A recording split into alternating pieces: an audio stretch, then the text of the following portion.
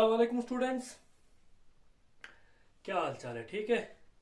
चलो बेटा, हाँ, क्लास 9 चैप्टर 10 सर्कल जैसे कि हमने शुरू किया था और हम एक्सरसाइज 10.1 कर रहे थे। ओके बेटा, आज हम क्वेश्चन नंबर सेकंड करेंगे। ओके बेटा, क्वेश्चन नंबर पहले हमने किए थे वो फिल इन द ब्लैंक्स वाला था और इंट्रोस भी हमने पढ़ चुके हैं। ओके, तो हम आज ये ट्रू फॉल्स है क्वेश्चन नंबर सेकंड। ठीक है, राइट ट्रू और फॉल्स। आपने क्या लिखना है इसमें? आपने इसमें लिखना है कि जो स्टेटमेंट दिया गया है वो गलत है या सही है। अगर ट्रू है तो ट्रू लिखना है, सही है तो स्टेटमेंट ट्रू लिखना है, गलत है तो फॉल्स लिखना है। ठीक है। Line segment joining centre to any point on the circle is a radius of circle, ये ट्रू है। यानी कि कोई भी लाइन सेगमेंट जो सर्कल के सेंटर को कोई भी पॉइंट सर्कल के ऊपर कोई भी पॉइंट है उसको ज्वाइन करते हैं उसको रेडियस ही बोलता है। तो ये ट्रू है बेटा। ठीक है। A circle has only infinite number equal code, ये फॉल्स है। इसका करेक्ट स्टेटमेंट क्या आएगा? करेक्ट स्टेटमेंट आएगा a circle has infinite number equal code. Circle के एक सर्कल के अंदर इक्वल कोड आपको इनफिनाइट मिल जाएंगे। ओके, तो ये स्टेटमेंट फॉल्स है। If a circle is divided into 3 equal arcs, each is a major arcs, यहां पर बोला गया है कि अगर कोई सर्कल को आप बराबर तीन, एक हो गए, दो हो गए, तीन, बराबर तीन इक्वल आर्क में अगर आप उसको डिवाइड करोगे तो हर एक आर्क को आप हर एक आर्क बनेंगे। ये मैं एक सर्कल ले रहा हूं बेटा। ठीक है, अगर इस सर्कल को मैं बराबर तीन इक्वल आर्क्स में डिवाइड करूंगा, एक आग बन गए, दो आग बन गए, तीन आ गए, ये तीनों आग इक्वल में आपस में बराबर है। तो इन हर एक आग को आप मेजर करोगे क्या? हर एक आग को मेजर आग नहीं कहेंगे बल्कि हर एक आग को क्या कहेंगे? हर एक आग को इक्वल आग्स कहेंगे। तो यहाँ पर बोला गया है कि हर एक आग्स को आप मेजर आग्स कहोगे, तो ये फॉल्स है।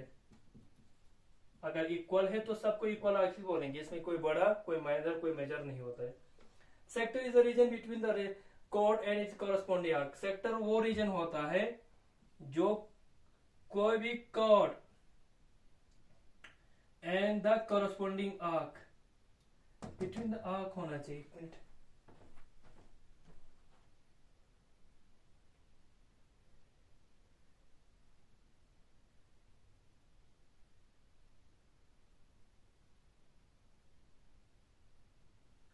हाँ देखो, सेक्टर सेक्टर वो रीजन होता है क्या? कौन सा रीजन होता है? जो एक आर्क पी क्यू, आर्क है और पी और क्यू को मैं ज्वाइन करूंगा, क्या बन गए? कोड बन गए। और ये रीजन होता है कोड और उसकी कॉरस्पॉन्डिंग आर्क के बीच में, ये वाला रीजन। इसको रीजन को क्या बोलते हैं? सेक्टर बोलते हैं क्या? नहीं, ये रीजन को आप सेगमेंट बोलता है, सेक्टर नहीं बोलता है। सेक्टर किसको बोलता है? Sector is the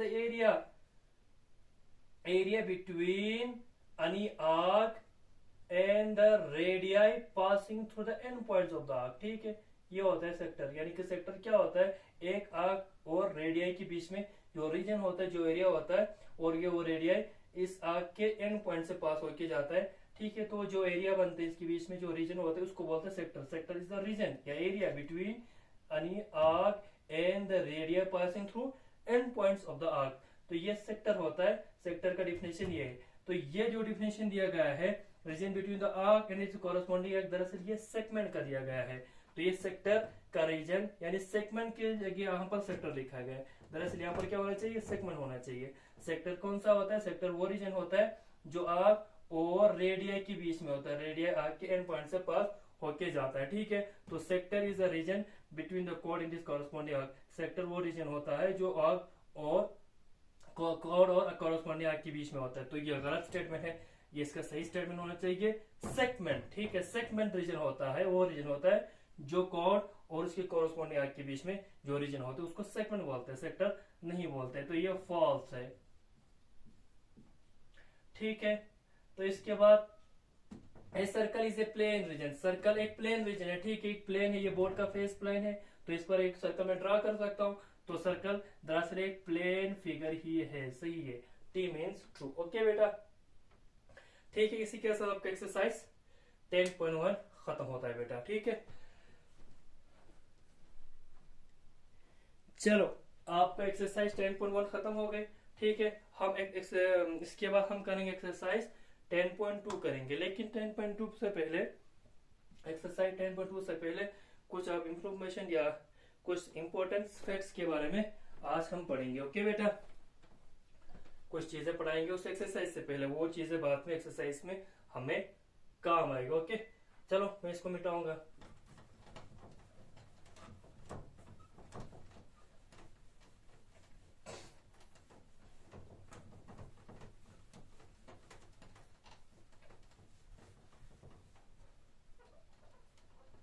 ten point one खत्म हो गए। चलो, एक्सरसाइज 10.1 खत्म हो गए। अच्छा, इसके बाद हम क्या बोलेंगे? Angle subtended by a chord. एक कॉर्ड के मुताबिक एक एंगल किससे डिफाइन करते हैं, आप उसको कैसे डिफाइन करेंगे, वो हम आज यही पढ़ेंगे। देखो, इसका आज नया हेडिंग लगाओ बेटा, angle subtended by a chord. चलो बेटा, ठीक है। देखो, इसको इसे समझाएंगे। मैं एक सर्कल बनाऊंगा, सर्कल एक बना रहा हूं बेटा, ठीक है। ये बराबर गोल नहीं बन गया, ठीक है, लेकिन मेरे लिए एक सर्कल है। ये इसका रेडियस सेंटर है और सर्कल का रेडियस सपोज आर है, तो इसको डिनोट करता है COR, मींस एक सर्कल जिसका सेंटर O है और रेडियस R है। चलो बेटा, अच्छा, तो मैं एक आर्क बनाऊंगा। देखो, मैं कोई दो पॉइंट यूज कर लूंगा, P यहां पर और दूसरा Q यहां पर, PQ, ठीक है। अच्छा, यहां पर इसका मतलब दो पॉइंट मैंने चूज किया सर्कल पर, इसका मतलब ये वाला पीस एक आर्क बन गए और नीचे वाला ये थोड़ा छोटा सा बन गए, तो ये भी एक आर्क बन गया। ये बड़ा वाला है तो मेजर आर्क है, ये दूसरा है माइनर आर्क। इसके बाद आप P और Q को यहां पर ज्वाइन करेंगे बेटा जी, ठीक। इसके बाद आप यहां पर एक दो को कोई पॉइंट ले लो, यहां पर बड़े वाले आर्क पर यहां पर एक पॉइंट ले लो, इसका नाम ले लो सपोज R, और यहां पर माइनर आर्क में यहां पर एक पॉइंट ले लो, टेक करो के इसका नाम रखो S। इसके बाद रेडियस बनाने की जरूरत नहीं है फिलहाल, ये सेंटर रखो। इसके बाद आप क्या करेंगे, O से P को ज्वाइन कर लो, O से Q को ज्वाइन कर लो आराम से, ठीक। अब इसके बाद P से आप R को भी ज्वाइन कर लो, और यही R से आप Q को भी ज्वाइन कर लो, और इसी तरह आप P से S को भी ज्वाइन कर लो और Q से S को भी ज्वाइन कर लो। देखो, यहां पर आपको देखो नजर आएगा बेटा, तीन एंगल बन गए, एंगल POQ, ये एंगल एक बन गए, एंगल PRS, ये एंगल बन गए, एंड एंगल PSQ, ये एंगल, तीन एंगल यहां पर मैंने आपको दिखा दिया। अच्छा, what these angle are called, बताओ इन एंगल को आप क्या बोलते हैं? देखो, अब इसके बाद मैं क्या लिखूंगा, angle POQ is the angle subtended by the chord, ये लाइन सेगमेंट होता है बेटा, ये वाला लाइन सेगमेंट, ठीक है। ये भी एक लाइन सेगमेंट है, ये सारा कॉर्ड, यानी कि कोई भी दो सर्कल के कोई भी दो पॉइंट को ज्वाइन करता है वो सब कॉर्ड बनता है, ठीक है। तो ये सारे कॉर्ड इसमें यहां पर देखो, P को एंगल है subtended by the chord PQ, P से लेकर Q and the center of the circle, center of the circle। यानी कहने का मतलब क्या है, कहने का मतलब यह है कि एंगल POQ एंगल किस किस के बीच में बनता है, ये लाइन, ये कॉर्ड और सेंटर के बीच में बनता है बस। एंगल POQ क्या क्या कैसे बनता है? एंगल POQ बनता है, एंगल POQ कैसे बनता है? ये बनता है by the chord PQ and the centre of the circle, यानी पी ओ क्यू किस एंगल किससे मत किस लाइन सेगमेंट से बनता है यानी किसकी मदद से बनता है ये angle P O Q chord P Q और सेंटर ये 3 पॉइंट से यानी पी क्यू और ये सेंटर ये 3 पॉइंट को मिला के एंगल पी ओ क्यू बनता है। ठीक है, इसी तरह एंगल पी आर एस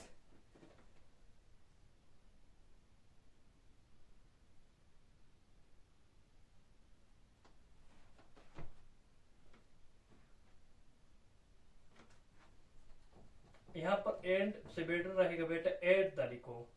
ठीक है, पहले एंड भी लिख सकते हैं लेकिन ज्यादा मीनिंगफुल बन जाएंगे अगर मैं लिखूंगा एट द। ठीक है, एंगल पी ओ क्यू क्या बनता है is the angle subtended by the chord P को। एंगल पी ओ को किस क्या है दरअसल एंगल पी ओ को कहा किसकी मदद से बनता है एंगल पी ओ क्यू बनता है कॉर्ड पी क्यू की मदद से और किस पर सेंटर ओ की मदद से। ठीक है,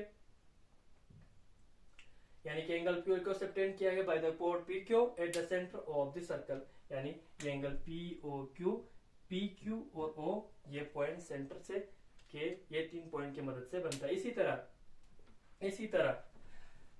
तरह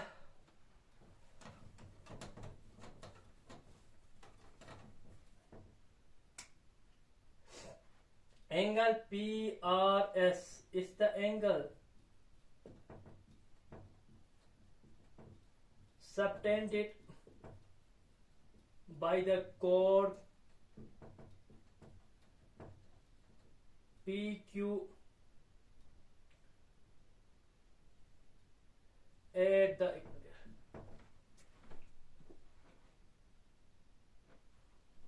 subtended by the point PQ at point R on major arc on the major arc. यानी कि देखो दूसरा एंगल बन गया पी आर क्यू ये वाला एंगल है पी आर क्यू ये वाला angle.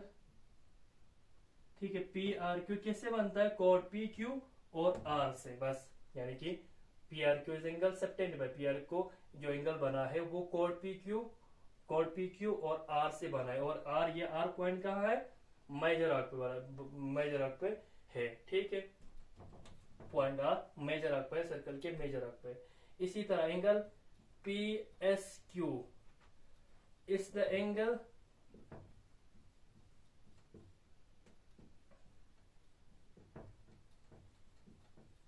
Subtended bye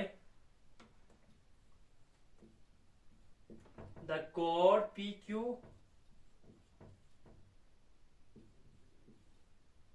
at point S on the minor arc। बस आराम से। और ये एंगल पी एस क्यू मानी ये एंगल ये किससे बनता है कॉर्ड पी क्यू और पॉइंट एस जो कि माइनर आर्क पे है इन तीनों पॉइंट की मदद से बनते हैं। ठीक है, अच्छा ये आपका इंट्रो था बेटा।